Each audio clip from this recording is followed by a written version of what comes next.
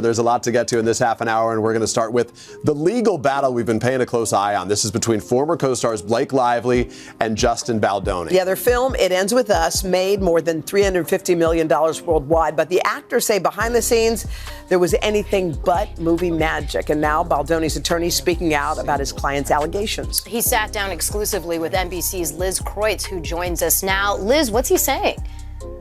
Is one of the world's biggest pop stars about to get dragged into a messy Hollywood dispute she never asked for? Rumor has it Taylor Swift might be forced to testify in a heated battle involving Blake Lively and Justin Baldoni. And from the looks of things, it could become her biggest PR nightmare yet. Hollywood attorney Brian Freedman is on the warpath, and when he sets his sights on someone, he rarely backs down. So how exactly did Taylor get tangled up in this turmoil?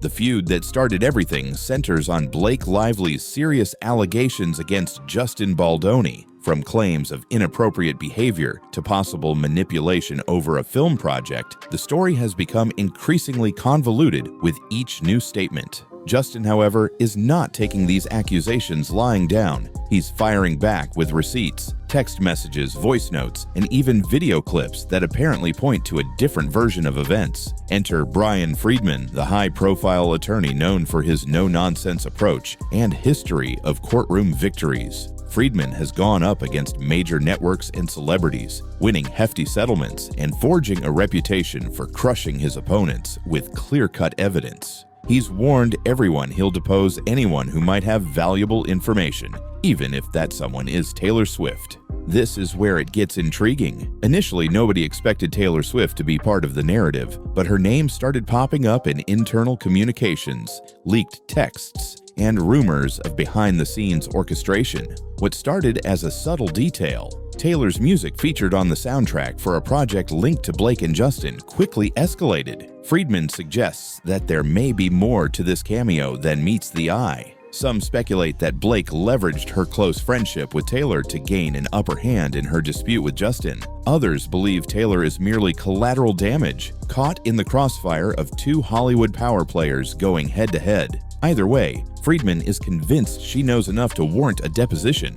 Most celebrities would do anything to avoid testifying under oath, and for good reason. Depositions can unearth private emails, text messages, and behind-the-scenes deals people in the public eye prefer to keep hidden. But Freedman isn't one to be intimidated by big names or star power. He's built his entire career on exposing the unflattering facts that his opponents try to bury. Observers say that if Freedman wants Taylor on the stand, it's because he has strong leads linking her to critical events in the Blake-Justin drama. Perhaps she witnessed something, or maybe she holds the key to certain negotiations. Regardless, Freedman doesn't make empty threats, and the chance of him backing off is slim. That's why fans are convinced something explosive might be on the horizon.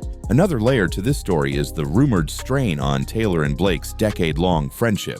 For years, they showcased a tight bond, public shoutouts, dinner dates, and online banter that hinted at a mutual admiration. But the moment accusations surfaced regarding manipulation and behind-the-scenes power plays, whispers began that Taylor was trying to distance herself. Close insiders claim that Blake called Taylor her dragon, a reference to deploying her friend's influence when needed. If Taylor felt coerced into taking sides or lending her iconic brand in ways she wasn't comfortable with, that could easily lead to tension.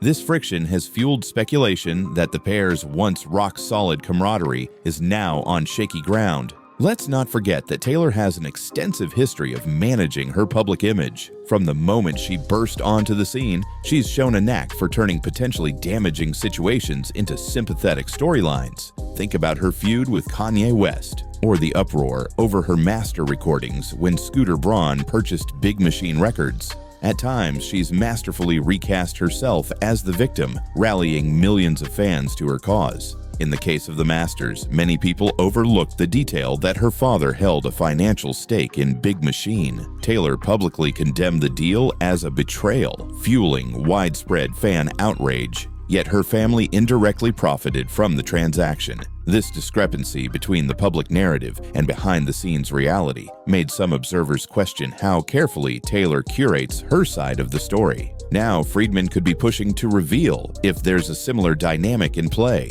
Was Taylor's brand and music used by Blake to squeeze Justin into a corner? Did Taylor play any behind-the-scenes role in shaping the press coverage? These questions loom large, and Freedman is determined to get answers. If Freedman succeeds in compelling Taylor to testify, she'll have to deliver sworn statements, open up about private conversations, and respond to pointed questions she'd ordinarily dodge. That might place her in an awkward position, especially if any text messages or emails come to light that paint her in a manipulative or contradictory way.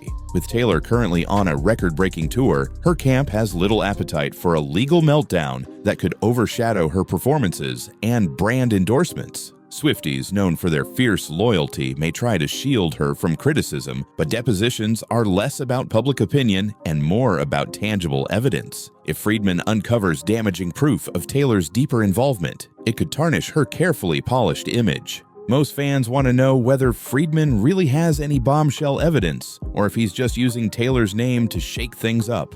Is there a paper trail connecting Taylor's team to private negotiations regarding the film project? Did she encourage or advise Blake in ways that might have fueled the accusations against Justin? Speculation also runs rampant about the possible ramifications for Blake and her husband Ryan Reynolds. Could their strategy to bring Taylor into the fold be backfiring? If so, the fallout might be severe, not only for their friendship with Taylor, but also for their careers in the ever-watchful Hollywood community. And what about Justin Baldoni? If he manages to confirm that certain allegations were weaponized against him, he might emerge from this ordeal stronger than ever, vindicated in the public eye.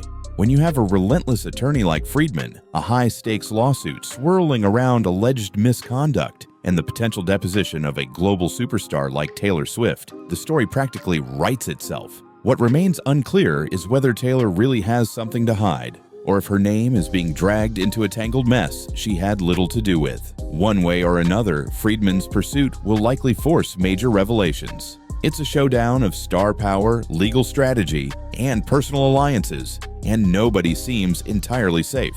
Taylor's reputation, Blake's credibility, and Justin's career are all on the line. The biggest question is, how much will we learn once Freedman starts digging? Will hidden motives finally come to light? And could this drama reshape long-standing relationships in unexpected ways?